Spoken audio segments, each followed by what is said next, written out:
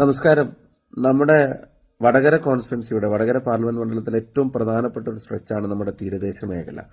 കൊയിലാണ്ടി നിയോജകമണ്ഡലത്തിന്റെ കോരപ്പുഴ പാലം തൊട്ട് അഴീക്കൽ ബീച്ച് തൊട്ട് തുടങ്ങിയാൽ വടകരയും കടന്ന് തലശ്ശേരി നിയോജകമണ്ഡലത്തിന്റെ ധർമ്മടം നിയോജകമണ്ഡലം തുടങ്ങുന്ന പോയിന്റ് വരെ നമുക്ക് 70ഓളം കിലോമീറ്റർ നമുക്ക് തീരദേശ മേഖലയുണ്ട്. അവിടെയുള്ള ഈ മണക്കായ് ദ്വീപ് വരെ, കോരപ്പുഴ പാലം തൊട്ട് മണക്കായ് ദ്വീപ് വരെ നമ്മുടെ തീരദേശ മേഖലയാണ്.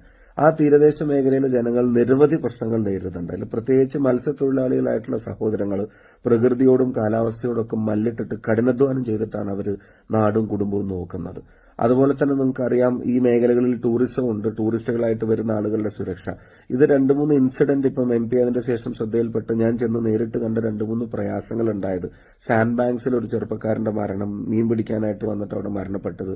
അതുപോലെ തന്നെ തിക്കോടിയിലെ കല്ലകത്ത് ബീച്ചിൽ, ഡ്രൈവിംഗ് ബീച്ചിൽ വന്നിട്ട് അവിടെ ടൂറിസ്റ്റുകളായിട്ടുള്ള 4 പേരെ അടുത്ത് മരണപ്പെട്ടത്. അപ്പോൾ അതുപോലത്തെ വളരെ പ്രയാസകരമായിട്ടുള്ള സാഹചര്യങ്ങൾ പറയാൻ, മീൻ പിടിക്കാൻ ഉള്ളിലേക്ക് പോകുന്ന ആളുകൾക്കും ഇത്തരം അപകടം വരുമ്പോൾ അവരെ രക്ഷയ്ക്കെത്തുന്ന റെസ്ക്യൂ യൂണിറ്റിന്റെ അഭാവം അവിടെ വളരെ വലുതാണ്, അതിൽ വളരെ പ്രകടമാണെന്നുള്ളത് മത്സ്യത്തൊഴിലാളികളും ഫിഷറീസ് ഡയറക്ടറും അതുപോലെ തന്നെ കോസ്റ്റൽ പോലീസും ഒക്കെ ആയിട്ട് നേരിട്ട് പോയി ചർച്ച ചെയ്തിരുന്നു.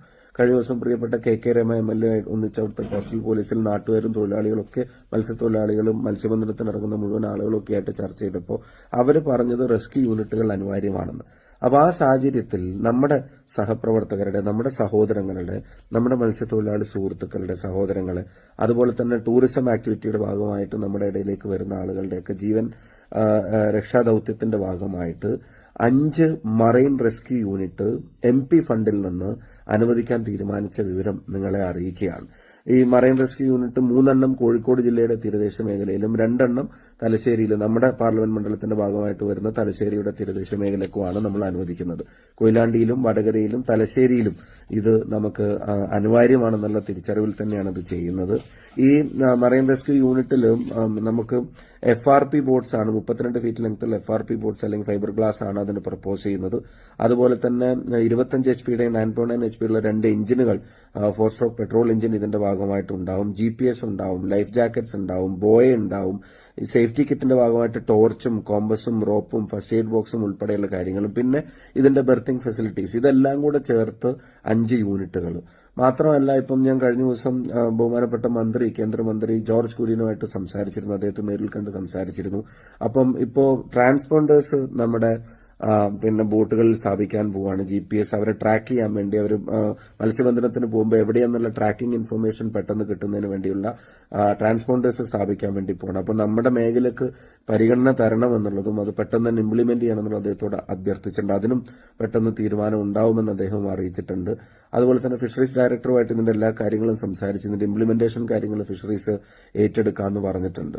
പിന്നീട് ഒരു പ്രധാനപ്പെട്ട കാര്യം കൂടെ സൂചിപ്പിക്കാനുള്ളത്, നമ്മുടെ കടലറിയുന്ന മത്സ്യബന്ധനത്തിന് പോകുന്ന നാട്ടുകാരായിട്ടുള്ള പിന്നെ പ്രാദേശികമായിട്ട് കടലിനെയും തിരയൊക്കെ നന്നായിട്ട് മനസ്സിലാക്കുന്ന കുറെ സഹോദരന്മാർ നമുക്കുണ്ട്, സഹപ്രവർത്തകരുണ്ട്.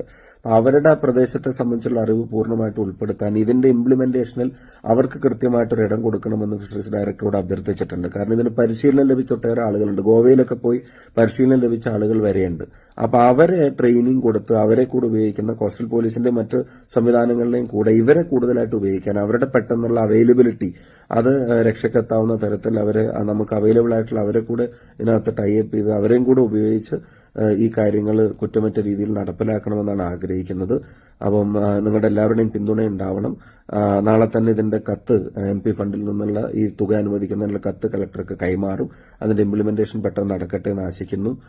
ഇത്തരം സാഹചര്യങ്ങൾ ഉണ്ടാവരുതേ എന്ന് പ്രാർത്ഥിച്ചുകൊണ്ട് തന്നെ, ഉണ്ടായാൽ അത് വളരെ എഫക്റ്റീവായിട്ട് കൈകാര്യം ചെയ്യാൻ കഴിയാവുന്ന തരത്തിൽ എന്തു വേണം എന്നുള്ളത് ഇവരോടൊക്കെ ചോദിച്ചപ്പോൾ അവർ പറഞ്ഞ നിർദ്ദേശത്തിന്റെ അടിസ്ഥാനത്തിലാണ് ഇത് മുന്നോട്ട് വെക്കുന്നത്. അപ്പൊ അത് അത്തരം അനിവാര്യ സാഹചര്യങ്ങൾ ഇത് ഉപകരിക്കപ്പെടട്ടെ എന്നും കൂടെ ആശിക്കുകയാണ്. അത് ഉദ്യോഗസ്ഥരുമായിട്ടും ബന്ധപ്പെട്ട വിദഗ്ധരുമായിട്ടൊക്കെ സംസാരിച്ചപ്പോൾ ഇപ്പൊ നമുക്ക് പെട്ടെന്ന് നമുക്ക് ആക്സസിബിൾ ആയിട്ട് നമ്മുടെ ഫണ്ടിൽ നിന്നും ചെയ്യാൻ കഴിയാവുന്ന കാര്യം ഇതാണെന്ന് അവരെ അറിയിച്ചതിനെ തുടർന്നാണ് ഈ കാര്യം തീരുമാനിക്കുന്നത്. നിങ്ങളെ അറിയിക്കുന്നു. മറ്റു കാര്യങ്ങൾ, അതിന്റെ ഫോളോ അപ്പ് മറ്റു കാര്യങ്ങൾ വഴിയെ അറിയിക്കാം. എല്ലാവരോടും കൂടെ ഉണ്ടാവണമെന്ന് ഒരിക്കൽ കൂടി അഭ്യർത്ഥിക്കുന്നു. നമ്മുടെ മത്സ്യബന്ധനത്തിനിറങ്ങുന്ന മത്സ്യത്തൊഴിലാളി സുഹൃത്തുക്കളോട്, നിങ്ങൾ ഒരുപാട് പ്രയാസങ്ങളിലൂടെയാണ് നിങ്ങളുടെ നിത്യവൃത്തിക്ക് വേണ്ടിയിട്ടുള്ള കഠിനാധ്വാനം നടത്തുന്നതെന്ന് അറിയാം. ഇതുകൊണ്ടെല്ലാം ആയിട്ടല്ല, ഇതുകൊണ്ട് എല്ലാ പ്രശ്നങ്ങൾക്കും പരിഹാരമായിട്ടുമല്ല, ഒരു എളിയ പരിശ്രമമാണ് നിങ്ങളുടെ കൂടെ നിൽക്കാൻ. അതൊരു ഉത്തരവാദിത്തമാണെന്ന് തിരിച്ചറിഞ്ഞുകൊണ്ട് തന്നെ മേലിലും ഇനിയും ചെയ്യാൻ കഴിയാവുന്ന കാര്യങ്ങൾ ഈ മേഖലയ്ക്ക് വേണ്ടി ചെയ്യുമെന്നും കൂടെ അറിയിക്കുകയാണ്.